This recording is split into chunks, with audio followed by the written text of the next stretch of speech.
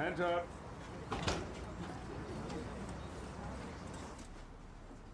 Oh, hi.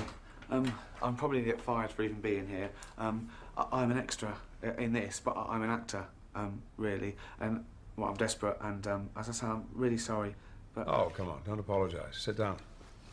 You're hustling. Acting's a noble profession, but it's a tough one. So how are you getting yourself out there? Well, I'm just getting my face around in anything I can, but, you know, I suppose I'm networking, but I've written a script. Yeah, you see, writing, you see, that's the key. I'm writing myself at the moment. Right. You see, as actors, the only choice we have is yes or no.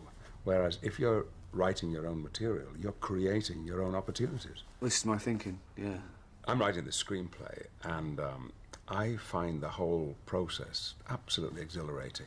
What's yours about, if you don't mind me asking? Well, how best to explain it? You've seen me in X-Men. Yeah. The character I am, Professor Charles Xavier. If you remember, he can control things with the power of his mind, can make people do things and see things. So I thought, what if you can do that for real? I mean, not in a comic book world, but in the real world. All right. So in my film, I play a man who controls the world with his mind. Right. Oh, that's interesting. Yeah, for instance, I'm walking along, and I see this beautiful girl, and I think I'd like to see her naked, and so all her clothes fall off. All her clothes fall off? Yes, and she's scrabbling around to get them back on again, but even before she can get her knickers on, I've seen everything. You know, I've seen it all. Okay. It's a comedy, is it? No. It's about what would happen, you know, if these things were possible. What's the story, though? What's the... Well, I do other stuff, like I'm riding my bike in the park, and this policewoman says, "Oi, you can't ride your bike on the grass," and I go, "Oh no," and her uniform falls off, and she goes, "Ah!" and she's trying to cover up, but I've seen everything. Anyway, and I get on my bike, I ride off. On the grass.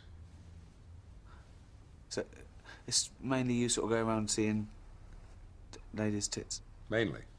And I do other stuff, like I go to the World Cup final, and it's Germany versus England, and I wish that I were playing, and suddenly I am, and I score the winning goal, and they carry me into the dressing room, and there's Rooney and Beckham, and then Posh Spice walks in, and... Her clothes fall off? Instantly. Sure.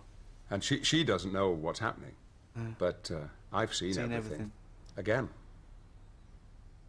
Good. Is there a narrative at all? Is there like a story in the film, or is it just... Well, I'm a sort of James Bond figure.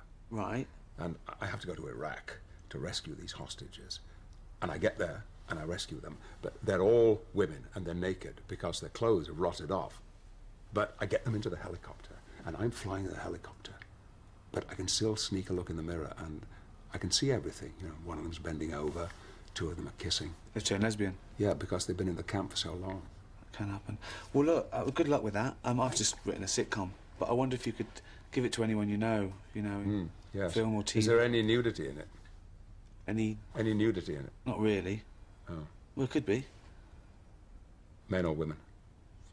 Either. Well, just women.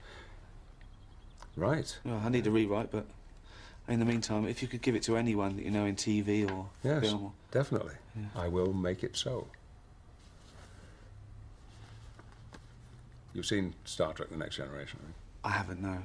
Well, your wife won't let you have it on, has it? I'm not married. Your girlfriend, then?